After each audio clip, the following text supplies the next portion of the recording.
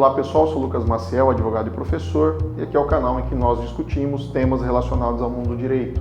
Antes da gente falar do tema de hoje, quero convidar você a se inscrever no nosso canal, ativa o sininho também, deixe seus comentários e se inscreva nas nossas redes sociais.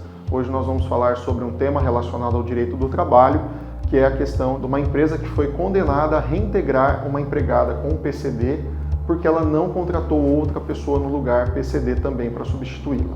Roda a vinheta, João.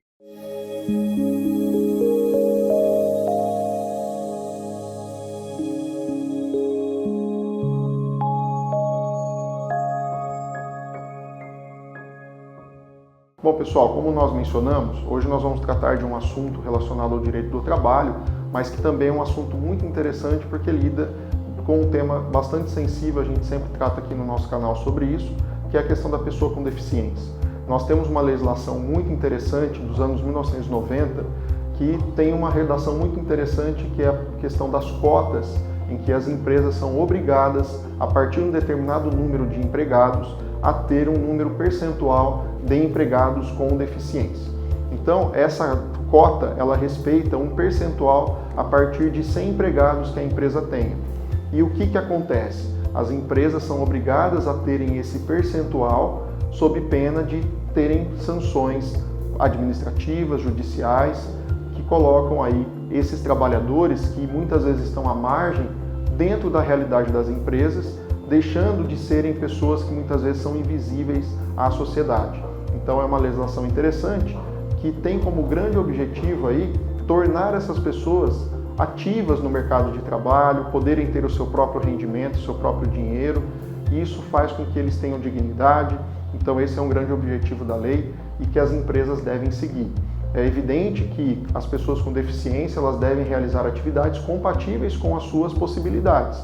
Então, dentro da necessidade daquela pessoa, ela consegue realizar as atividades. Então, nós verificamos isso com muita frequência no supermercado, por exemplo, né, numa grande empresa, a gente sempre vê essas pessoas que acabam tendo muita coisa a agregar na empresa, haja vista que elas se sentem incluídas e detentoras de direitos. Então eu vou ler para vocês aqui o que diz a legislação sobre isso, para que vocês possam ter aí na tabelinha que a gente vai mencionar aqui da legislação brasileira. Artigo 93. A empresa com 100 ou mais empregados está obrigada a preencher de 2% a 5% dos seus cargos com beneficiários reabilitados ou pessoas portadoras de deficiência habilitadas na seguinte proporção. Inciso 1. Até 200 empregados, 2%. De 201 a 500, 3%. De 501 a 1.000, 4%. De 1.001 em diante, 5%. Por sua vez, o parágrafo 1º do referido dispositivo estabelece: parágrafo 1º. A dispensa de pessoa com deficiência ou de beneficiário reabilitado da Previdência Social ao final do contrato por prazo determinado de mais de 90 dias e a dispensa imotivada em contrato por prazo indeterminado somente poderão ocorrer após a contratação de outro trabalhador com deficiência ou beneficiário reabilitado da Previdência Social.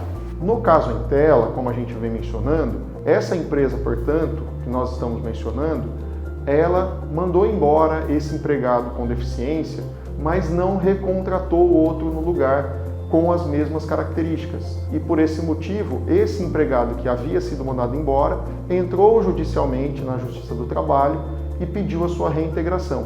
É exatamente isso que o nosso judiciário determinou, que esse empregado seja reabilitado no seu cargo, reintegrado na sua função, até que um novo empregado nessa condição também pudesse ser contratado.